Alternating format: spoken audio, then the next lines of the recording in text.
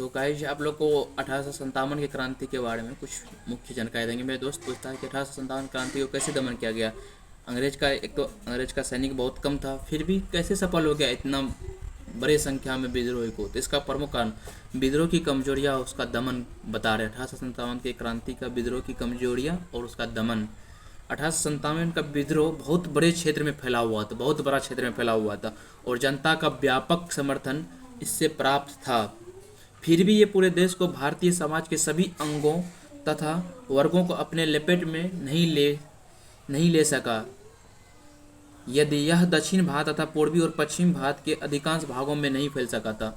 कि ये सिर्फ ना उत्तर भारत और पूर्वी भारत में तक ही सीमित रहा था। ये 1857 क्रांति दक्षिण भारत तक तो गया ही नहीं लपेट सका, क्योंकि इन क्षेत्र में पहले अनेक विद्रोह हो चुके थे। भारतीय राजवाड़ा के अधिकांश शासक तथा बड़े जमींदार पक्के स्वार्थी तथा अंग्रेजों से डरता था, भयभीत था। वे विद्रोह में शामिल नहीं हुए थे। ये जितने भी थे राजवाड़े, सब शासक, दक्षिण एरी का शासक, सब ये विद्रोह में शामिल नहीं हुए थे।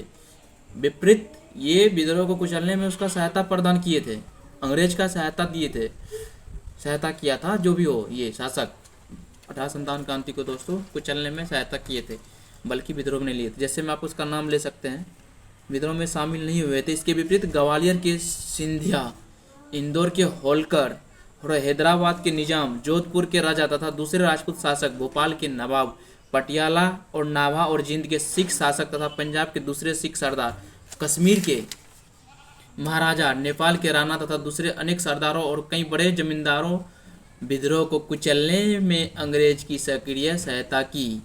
वास्तव में ये भारतीय शासक में 1% से अधिक विद्रोह में शामिल नहीं हुए थे। गवर्नर जनरल कैनिंग के बाद में टिप्पणी की, इन शासकों तथा सरदारों ने तूफान के आगे बांध के तरह काम किया था। लॉर्ड कैनिंग बोल रहे हैं, अगर ये लोग नहीं होता तूफानों का आगे बांध का काम किया था। यही सब शासक जाके 1857 को क्रांति को कुचलने का काम किया था। भारत का ही था शासक, सब तूफान का काम किया था। वरना ये तूफान की एक लहर ऐसी थी, हमें बहा ले जाता। उस टाइम का खुद वायसराय बोलते हैं, लॉर्ड कैनिंग जो जनरल था, अगर ये सब खड़ा नहीं होता, ये रजवाड़ा, होलकर, सिंधिया, तो हमें बहा के ले जाता पूरे। तूफान इस टाइप से 1857 क्रांति आया तो अंग्रेज को उसी टाइम भारत छोड़ के जाना पड़ता दोस्तों। इसीलिए जब तक घर में ही दुश्मन रहेगा तो आप किसी कुछ नहीं उखाड़ सकते हैं ना। जो बहादुर बनते 1857 की, हम ये किए कि बहुत एकता था। और यहाँ का ही शासक नवाब, पंजाब का, हर जगह का साथ दिया था, इसलिए कुचलने में सहायता हुआ था। तो कमजोरियाँ, इसका दमन का मैंने ही कहा था दोस्तों। तावन क्रांति के जो भी लिखा हुआ आपको लगता है अपने मन से बोल रहे, किसी भी जाति की नहीं भाई। ये आप ही देख सकते हैं, बिपिन चंद्र सर का बुक है, इसमें स्पष्ट रूप से लिखा हुआ है। और ये पेज नंबर हम रंगीन कलर कर दिया है पीछे वाले पेज में, ठीक है। हाँ, ये ना इधर की साइड में पेज में यहाँ पे लिखा हुआ, आप लोग ध्यान से देखिए, पढ़ लीजिए। ये बिपिन चंद्र सर का आधुनिक मॉडर्न बात है। इसमें स्पष्ट रूप से लिखा है कि वायसराय ने कैसे अपना प्रतिक्रिया दिया था नवाब के बाद।